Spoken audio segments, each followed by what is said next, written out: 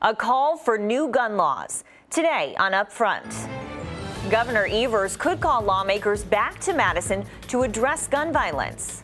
We need to step up. It is really an issue that for too long has been ignored. Democratic Senate Minority Leader Jennifer Schilling on the need for a special session. Then, the Dean of Wisconsin's congressional delegation is retiring. That I wanted to leave on my own terms. Congressman Jim Sensenbrenner on a 40-year career and the race to replace him. Plus, former Republican Governor Scott Walker. Will his son run for Congress? After people reached out to him, this is something that intrigues him. And the governor on his next move and selling conservatism to young people. Taking on the issues important to Wisconsin. This is Upfront with your host, Adrian Pedersen. The latest Marquette Law School poll shows wide public support for some new gun control measures in Wisconsin. The poll just out last Wednesday shows 81% support for a red flag law, which allows a judge to take someone's guns away who could be considered a danger to themselves or others.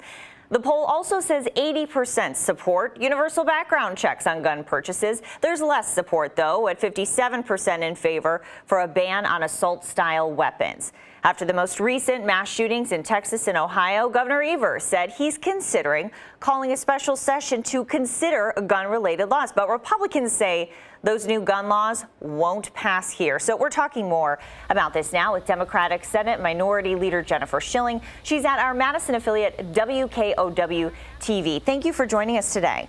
Good morning. Thank you. So we talked a little bit about those numbers, and when it comes to universal background checks, the red flag law, most people in Wisconsin support that. What is it going to take to make it happen? Well, as those numbers have consistently been at that level of 80%, 81% who are supporting background checks here in Wisconsin, legislative Democrats have introduced legislation to close that loophole of sales of guns at auctions and gun shows and online. We are already conducting background checks here in the state of Wisconsin. The Attorney General performs 100,000 background checks every year. And so by expanding on what we already have, I think it could lead to greater public safety. Governor Evers is considering a special session and says he's giving Republicans a handful of weeks to pass a bill with expanded background checks, or he's going to call them back to the Capitol. Do you think it will get to that point? Do you think the governor will end up calling a special session? That's certainly an option for Governor Evers to call a special session on this. The legislature, we are beginning our fall floor period. We have, I think, 5 weeks that technically we are scheduled to be on the floor in September, October, and November. We have already heard that we will not be meeting in September and possibly only one day in October and one day in November. I think that is a grave mistake and certainly irresponsible on the legislature's behalf that we don't address this issue. We've got time to do it. We've got a piece of legislation that is now before us.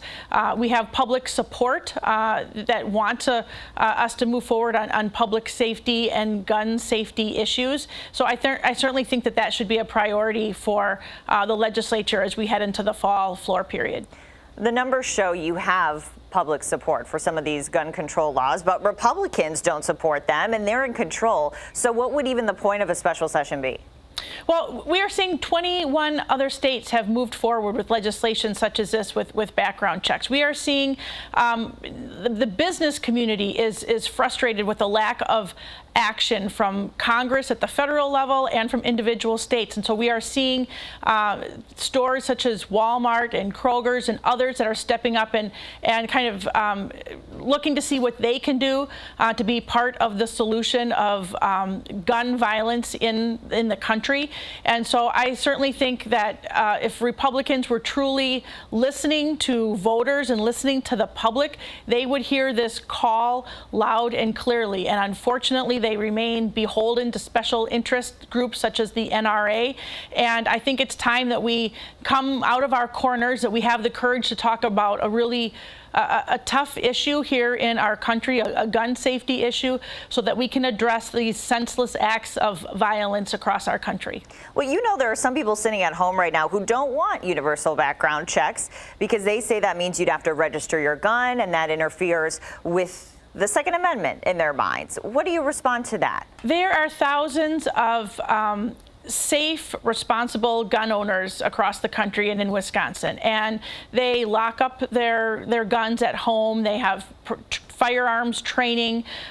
This is something that responsible gun owners can agree with and are calling for as well, that there is support within that community. And so I think that we need to do something. It is time. After every tragedy across this country, I ask myself, is this the one that will perpetuate this issue into the legislature and into the legislative domain? And there have been far too many senseless crimes and deaths and gun violence in Milwaukee and across our state, and certainly at a time that we are now heading back to school and parents are seriously asking themselves if they need to purchase bulletproof backpacks for their children to be safe in schools. It is time that we address it and we look at responsible measures that have the broad support of the public.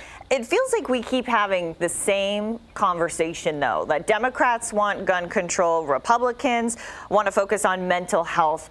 How do you have a bipartisan conversation and get people off of their talking points? Well, and we have taken some steps, and certainly mental health is part of it, but I don't think that's the only solution that the Republicans should be focused on, that there are other areas that we need to be looking at, reinstating 48-hour waiting periods and things like that. But the background check is one that has broad public support. And again, there will be a time, election 2020 is around the corner, and I urge voters to ask their legislators, ask candidates, where do they stand on this? And it is simply time to move forward on it, and for the legislature, the Republican-controlled legislature, to continue to turn a blind eye and turn their back on an issue that is a headline across this country every day, every week, every month that we see it. It is irresponsible, and we need to step up. It is really an issue that for too long has been ignored.